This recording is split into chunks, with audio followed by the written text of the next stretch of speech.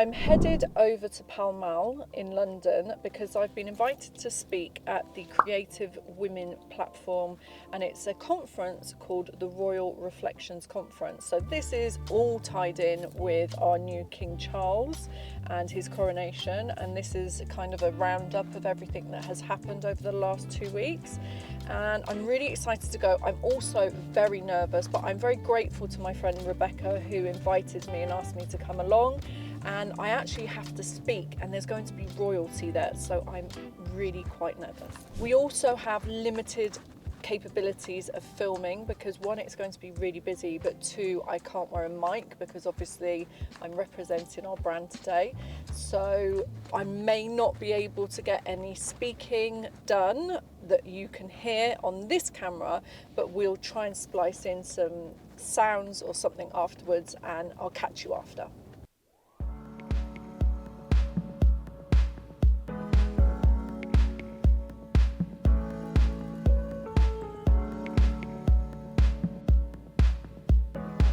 So Emily, what bag have you chosen to take to this event? So it's a really special event, and I could have taken a Mini Kelly or something equally as fantastic. However, I chose to take this, one, because the colour really complements my outfit, but two, because this is a horseshoe stamp. I'll show you. So it's got a little horseshoe just here, which means this is very exclusive. There are not very many of these on the market, and when they are literally at such a high price tag.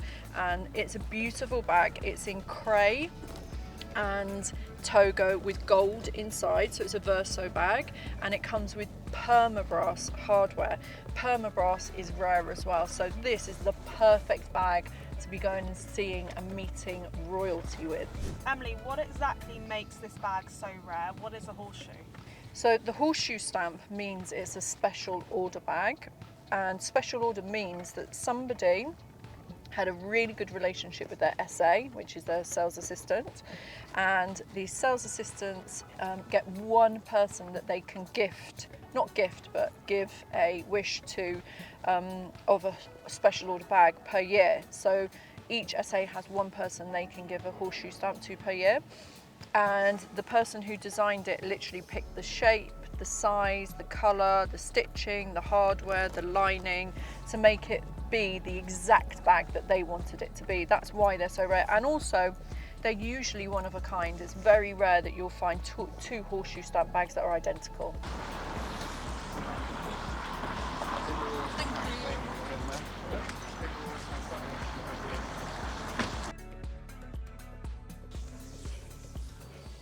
Thank you so much. It's really great to be here.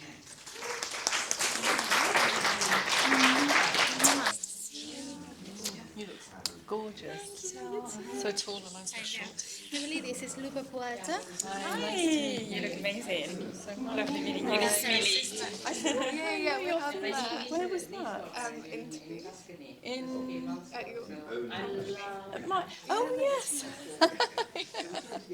Small I world, right? recognise the face. I start with the same question with everyone. How are you finding London at this time? Well, I think London's undergone a beautiful change with the coronation. So there's a lot of happy people, and I think we all need to be happy. I think they're trying to define the line between tradition and innovation. I wonder if you could comment on that and maybe help us understand a little more. So I think, really in Britain, this is what I was brought up in Kenya. I was born and brought up in Kenya, and that was, a British colony. So for me, I've been carried through right up to now within this sort of, the royal family. And I think, they are prestige. That's something that, people love. Even people who say they don't believe in monarchy and stuff like that. What we see from Italy, what we really appreciate is the ability to abide by tradition, get things done, but also have a vision for the future. Do you think these ingredients are still visible, and in what way in the British people at large in general? There's a lot of change politically as well, so we've had our challenges, but I think the British people and us, who've actually settled there and made it our home, and integrate into the society, that we all contribute. And as long as that continues, and the willpower to engage in the real sense and try and make that change. Give us one impression of Italy and perhaps something you would steal from Italy to bring back into the UK. Full of Italy. But no, it's absolutely stunning locations, lovely people, and of course, you know, goes without saying, absolutely amazing food. Thank you, Councillor. Thank you for your time. You've been Thank very kind. Thank you. Hope your evening improves. Thank you for spending time with us this afternoon. We'd love to hear about your work, about the event, and about the platform. If you could give us a general overview. Our viewership is generally Italian, second-generation Italians who reside and live here in the UK. Well, thank you very much for inviting me to take part in this. We are very, very excited about today's event. We are reflecting on the coronation. The event is dedicated to the coronation of His Majesty the King, Charles III. Creative Women Platform was established years ago, and I'm so proud that we are now becoming a very strong international family. We have representatives in more than 40 countries, and today's program and our speakers only confirm that we've grown so much internationally.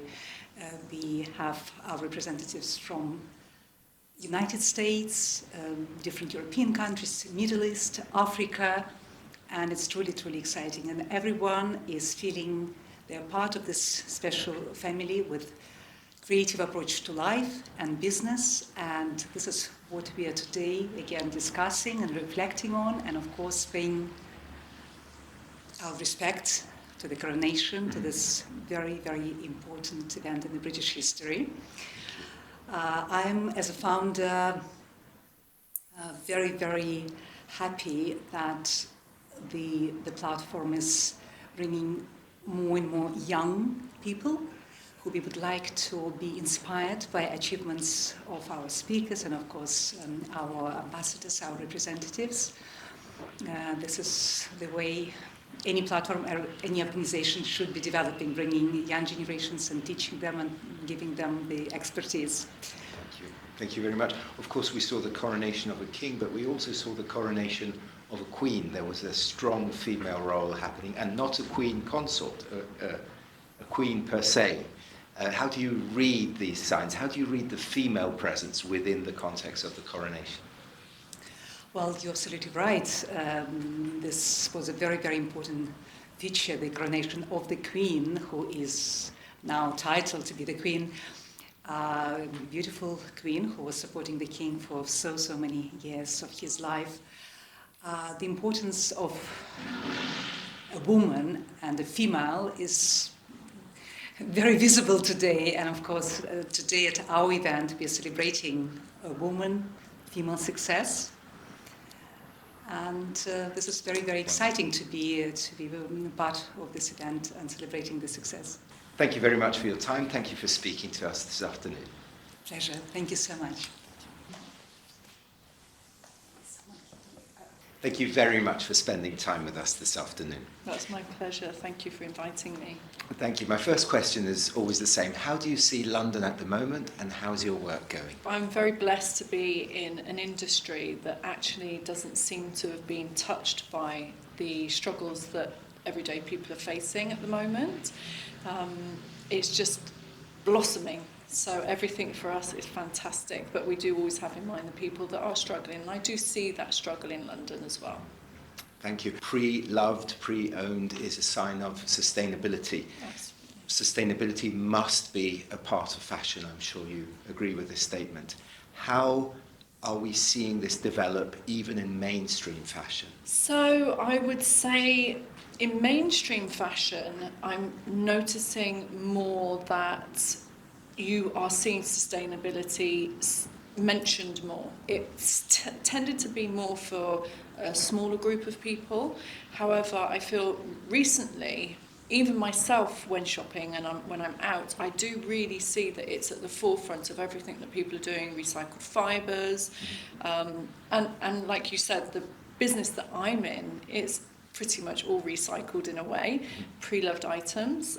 So yeah, it's huge at the moment. Everybody's trying to lower their carbon footprint. Fashion is, of course, an imitation game. You copy, you vary a little, then you copy some more, then you vary some more. I hear you can spot a counterfeit item at a mile away. How healthy is the situation? How are things going? What's the fine line between intellectual property and remaining on trend at the same time? There's a few questions in that question. So with authenticity, I believe it's a massive factor to what I do, what we do as a business, simply because we want to maintain the original designer and support them in their work, because any deviation from that actually is supporting things that nobody, when they look into, wants to be supporting, you know, child trafficking, very unfavourable working conditions for the people that are creating these non-authentic items.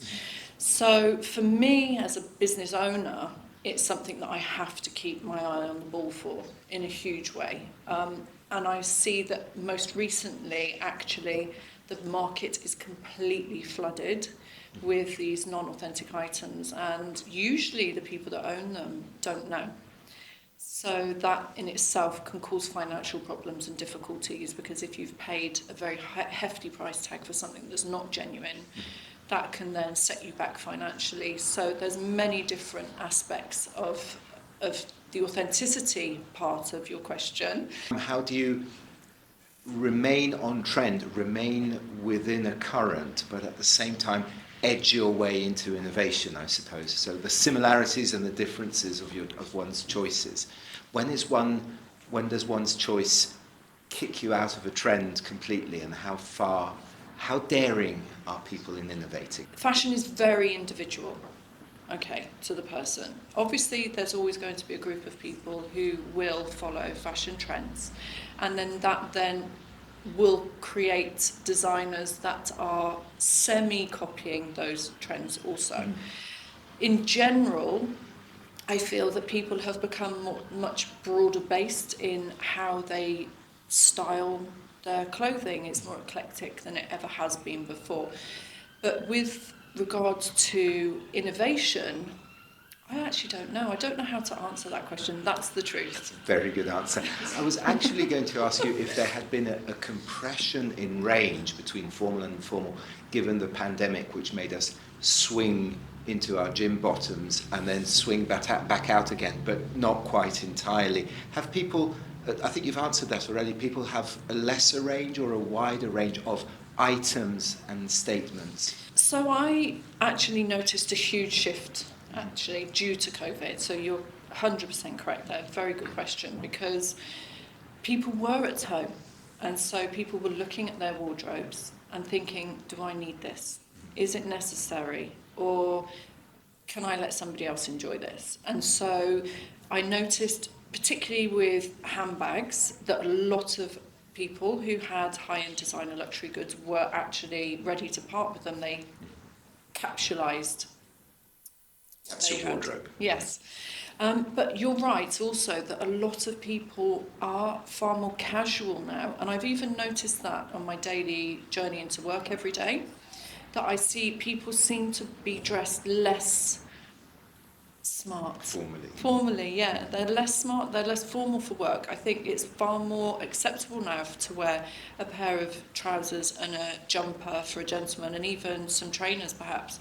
And even for women as well. It's definitely become a more casual environment, unless you're in a job where that's completely unacceptable. But for the general population, I feel that more casual is definitely more acceptable now, definitely because of COVID. So my last question is also always the same. Make a wish for yourself, for your work, for the industry, for the world. I would wish that people could be more kind to each other. And I know it sounds very cliche, but being somebody who's in social media and on the brunt end of the not so nice, I think that just for everybody, if people, nice is a very meh word as well, isn't it? It's not a very descriptive word, but kindness. If people have more kindness in their hearts, I feel like the world would be a much better place. I think that's an excellent sentiment to end on. Thank you very much for the time you've devoted to us. Thank you so much for inviting me. Thank you.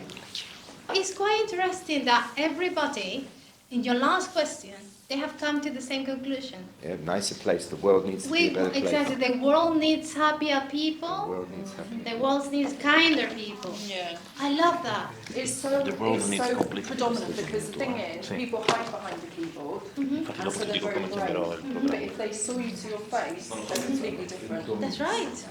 Yeah, and electronic bullying and cyberbullying only happen behind the screen.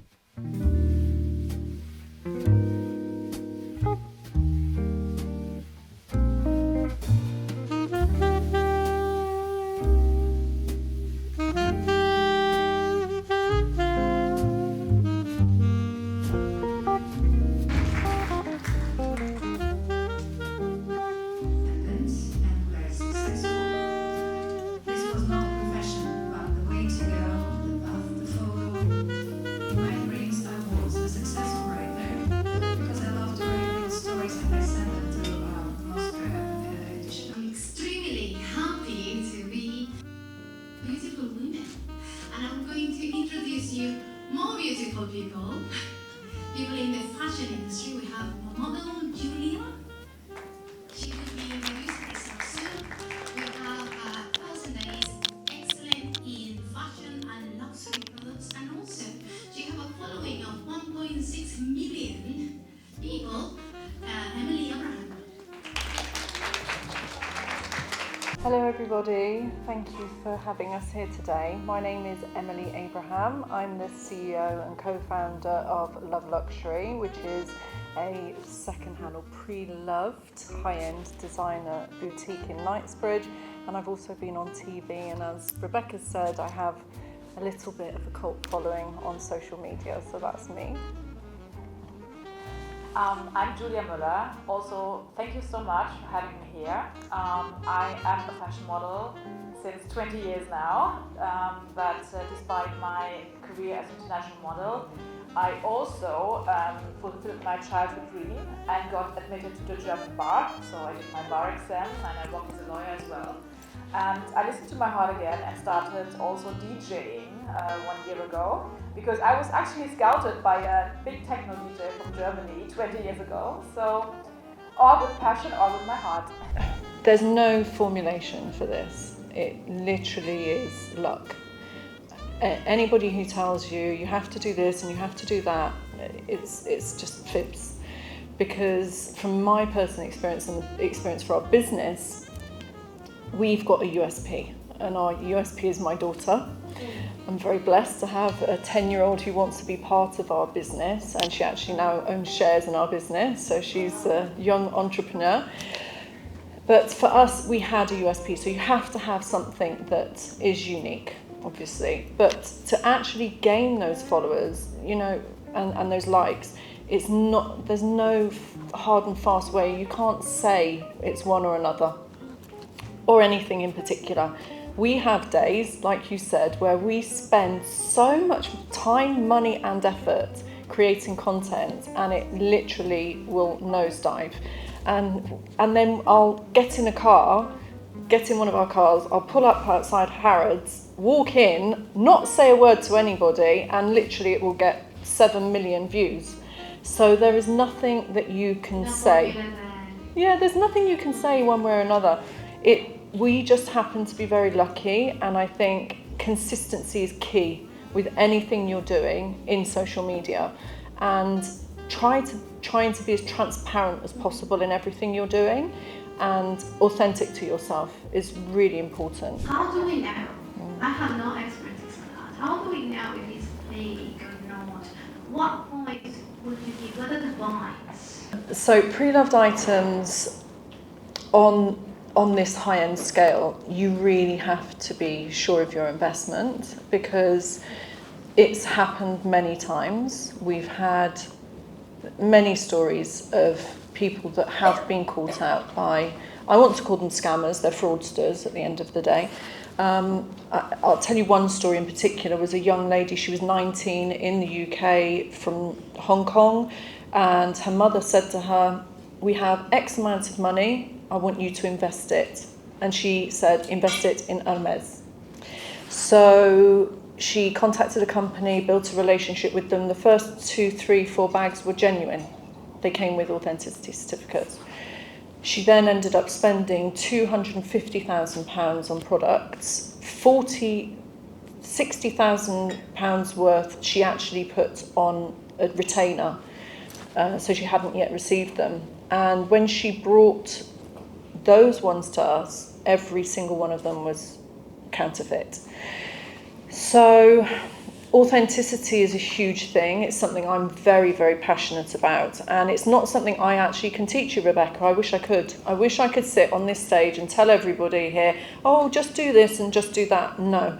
They are so skilled now in producing non-authentic items, even to the point where in 2021, a massive counterfeit ring was shut down, and the people that were working in the factories were taking home leather cuttings, hardware, and many other pieces, boxes. I don't know how they were getting them out of the building, but it was happening. And these bags were being sold and crafted by artisans that had been trained by the houses. How does anybody in this room, or me as an expert, tell this bag from one that's come from the original factory? You can't, it's impossible. There are few markers and you literally have to have a keen eye. It's a minefield, and at the end of the day, everybody who buys something that costs £25,000 or £12,000 or even £5,000 is an investment. Even if you're a billionaire, you still are investing your money in that piece, so you have to be safe. And my top tip for everybody is use a reputable seller. So my top tips, use a reputable reseller, like myself at Love Luxury, of course. Everybody, ladies, you're all welcome, and gentlemen, anytime. Your husbands, of course, for you.